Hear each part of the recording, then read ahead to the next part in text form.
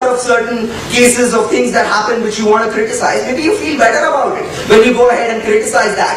And that's what we want to allow in today's debate. We say the harm comes when there is bodily harm or when it affects your right to practice a religion. We say these people can still believe in their religious scriptures if they so believe that their religion is that core to their identity. We don't see a reason why if someone else somewhere else says something about your religion, why it should truly affect the way you attend Sunday church or the way you go to mosque, because you believe in your religion the way you want to, right? As part of this debate, what we're trying to tell you is that we need a right to offend. And on this side of the house, we're defining that so that it enables right to free speech within that of religion. As the youngest guy on stage, I'm happy to propose.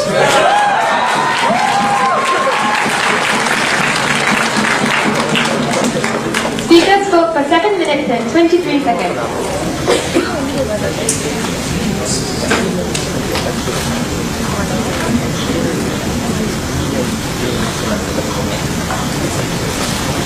I thank the Prime Minister for his speech. Now I'd like to call upon the Leader of Opposition to open the case for the opposition bench as a whole.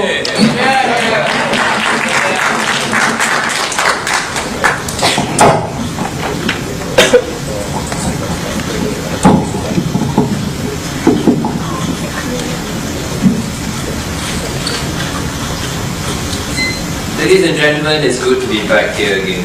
But in today's debate, what we like to talk about is what is offense and how do we judge offense spreading over into harm. Because at the end of today's debate, what they have considered to us is that offense is a relatively, fluid concept. In countries like Germany, where Nazism has been a big problem, whereby traditionally they have a period whereby they have persecuted Jews, endorsing Nazism, denying that the Holocaust happened, leads to tangible harm, ladies and gentlemen. So this debate, ladies and gentlemen, is based on the adjudication of whether or not specific countries or specific Western liberal democracies have sufficiently said that when they are faced with situations where religions are being offended, can they legislate preemptively on a broader basis, ladies and gentlemen, to prevent harm? And we say governments have the right to do that. As the first speaker in today's opposition debate, I'm going to talk to you about three things. Firstly, ladies and gentlemen, I'm going to talk to you about how offense, when left unregulated, led to harm. Secondly, I'm going to talk to you about why the free marketplace of ideas will definitely or will likely fail in most cases when it comes down to religion.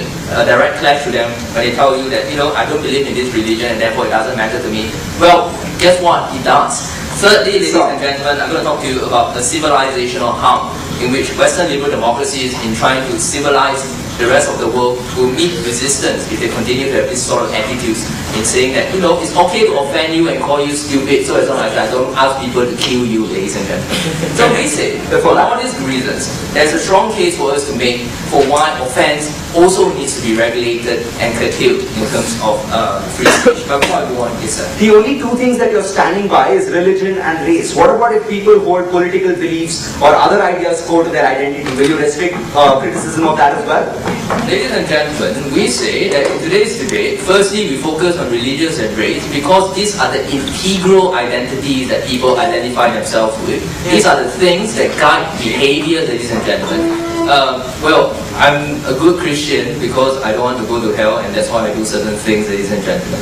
Well, I can be a good Democrat and support the party line and, still be a pretty bad Christian, but I think my Christian belief supersedes that of my political beliefs. But that's just superfluous. Let's talk about two more rebuttals before I go on proper into my case.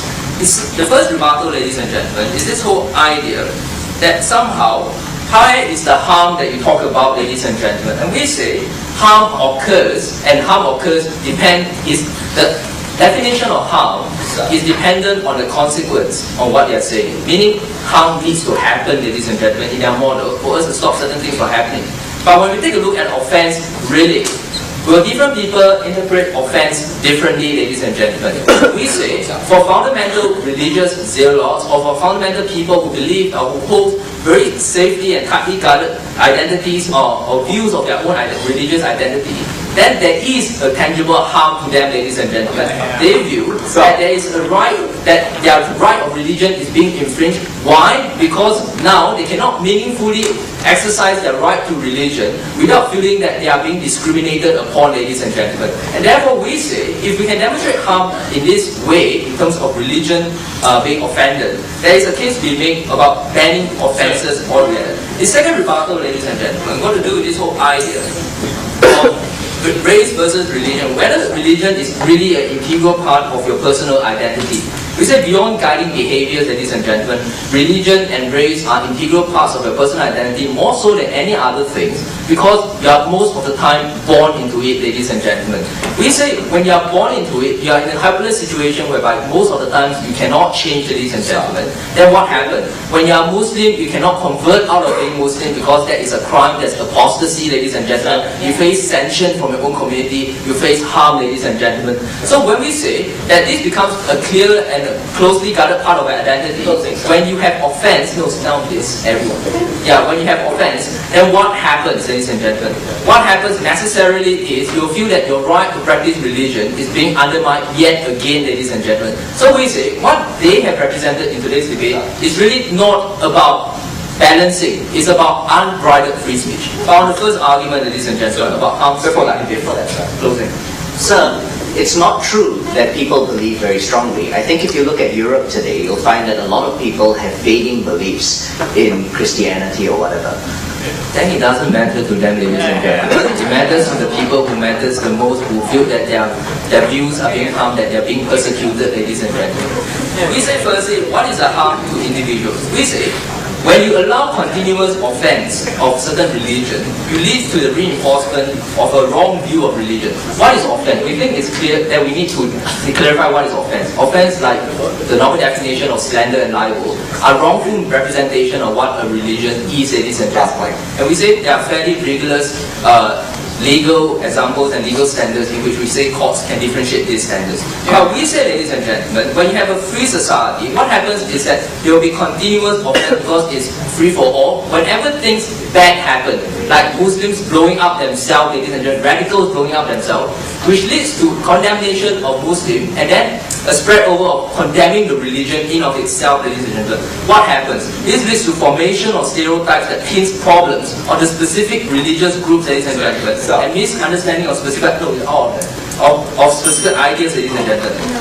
What then happens is you create a climate of discrimination whereby people feel uncomfortable with identifying themselves as Muslims, ladies and gentlemen. Why? Because they know that the society by and large are hostile towards them. How do they remedy it? There are only two ways. One, they take up a more vocal identity and try to lobby these people who have misrepresented them. But we say there's a problem because they do not have access and right of reply in the same kind of bigoted publications because they won't publish their right of reply, ladies and gentlemen. So free market of ideas don't work. Secondly, ladies and gentlemen, we say even if free marketplace of ideas work, you only ridicule them and you only put these bigots to a more entrenched position where they'll continue to espouse this, ladies and gentlemen, and try to radicalize this whole idea that certain religions are bad. We say that is bad, ladies and gentlemen, and leads to more harm. Lastly, ladies and gentlemen, we like to talk about the societal and civilizational harm. We say it's a small point, but it's an important point. At the end of the day, what we want is a society whereby we can show as a role model to other countries. When it's been shown that you are intolerant of, you allow an entire population to be intolerant and critical of a certain religion, it makes it hard for you to convince them that democracy and the religion is compatible. And for all these reasons, we are proud of oppose.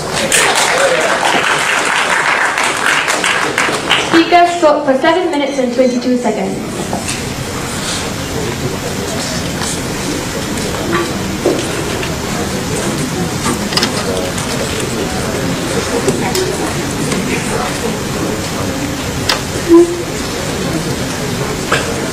I thank the Leader of Opposition for his speech. Now I'd like to call upon the Deputy Prime Minister to further the case.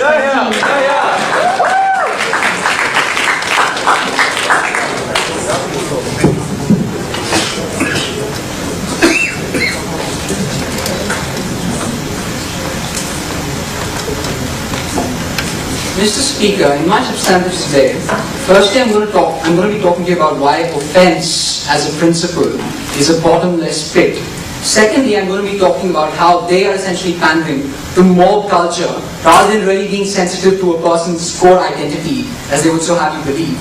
And thirdly, why we think our principle of standing for